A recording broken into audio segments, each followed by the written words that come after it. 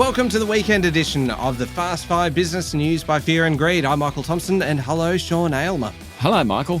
Sean, on weekdays, it is all about the Fast Five, the top 5 business stories in 5 minutes. On the weekend, we still keep it to 5 minutes, but we are going to pick out the biggest story of the week, the most remarkable business story, a sleeper story, one that's flying under the radar, and then our favourite story. What was the biggest story for you this week? The fact that Federal Treasurer Jim Chalmers came out and directed the Future Fund, the $230 billion sovereign fund, to prioritise investments in housing, renewable energy and infrastructure. First time in its history that the government's mandated how the Future Fund should invest. Jim Chalmers said that the mandate wouldn't come at the expense of performance. He is committed to the fund's independence and commercial focus. Hello, that's not how it works.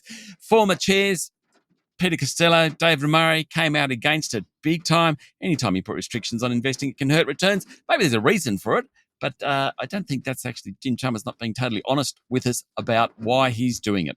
Michael? Sean, the biggest story for me this week, that was a very big story. Right, there was also a big story around culture, and culture's obviously been such a big issue of late within Australian business, and Rio Tinto this week released part 2 of its report into workplace culture at the miner. Elizabeth Broderick, the former Sex Discrimination Commissioner, did a huge survey, 11,500 staff, more than 1,300 interviews, bunch of written submissions, and basically it found that bullying is still systemic, racism and sexual harassment are common, some indications, though, of positive change.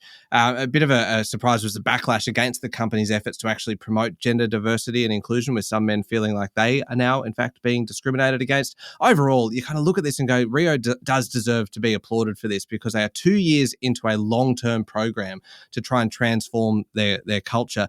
But the fact is that they are doing it so publicly. They are making the reports available publicly. Rio is a massive company. It's had a lot of problems in the past, and this is a really good example, I think, of kind of cultural accountability and hopefully leading the way for other businesses to do something similar when we've had Nine and WiseTech Global and Mineral Resources in recent weeks, all with cultural problems of their own, Sean. Yeah, big story, that one.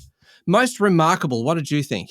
Oh, well, I mean, it's a little bit patriotic, I suppose, but I love the fact that Amcor, the packaging group, is about to buy another packaging group called Berry for about $13 billion. If successful, it'll be 400 packaging plants around the world, 75,000 staff, thousands of customers.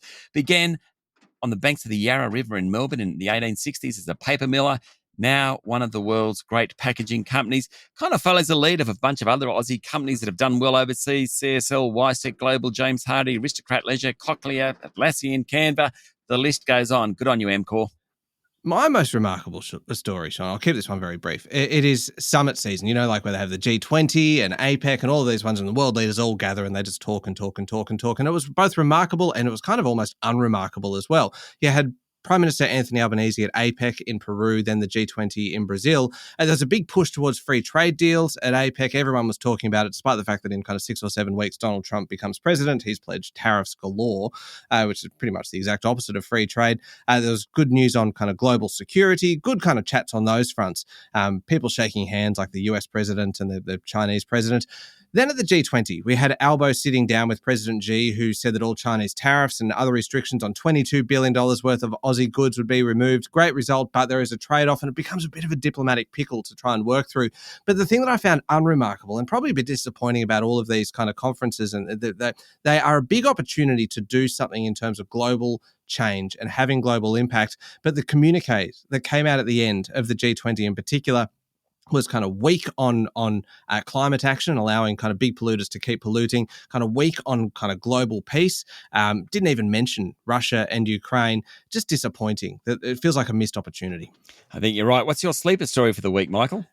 Look, it's about superannuation. The government has flagged changes to how retirees will be able to use their super, with hopes that the funds are going to now kind of start offering more innovative products. They want reform so that super funds can make payments in installments rather than upfront lump sums. Also provide kind of money back guarantees. These are all reforms for the decumulation stage, and it's important. It really matters because 2.5 million Australians are going to retire in the next decade. That is a lot of people affected by this within a $4 trillion sector.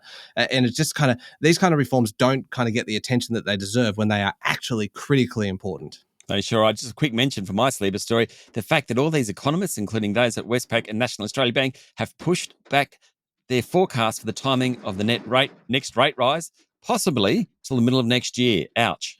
Yeah, ouch indeed. Look, my favourite story, it's all about markets, really. And it sounds a bit dull to be talking about markets for my favourite story, but it is important. Don't nod at me. It is important. It's important because there were records being broken everywhere. I would say it's a records bonanza this week. You had the ASX hitting a new record high this week. Our biggest company, Commonwealth Bank, hit a new record high. We had a bunch of companies either at or near record highs. Big companies like kind of Goodman Group and JB Hi-Fi and Qantas and a bunch of others.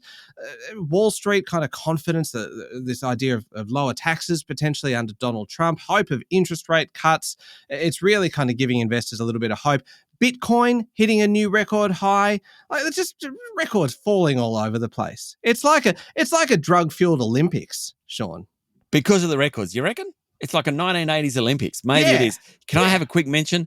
A bloke, a Chinese entrepreneur, paid almost $10 million for a piece of art in New York. It was banana duct taped to a wall. Funny thing, he bought it, spent the $10 million. They said, "What are you going to do with it?" He said, "I'm going to eat it." There you go. There's hope for struggling artists everywhere in that story, Sean. There we go. 5 minutes and pretty much everything you need to know in the world of business. Thank you very much. Thank you, Michael. We'll be back on Monday morning with the top 5 business stories in 5 minutes. Don't forget to hit follow and join us online on LinkedIn, Instagram, TikTok, Facebook and X. I'm Michael Thompson and this is the Fast 5 Business News by Fear and Greed.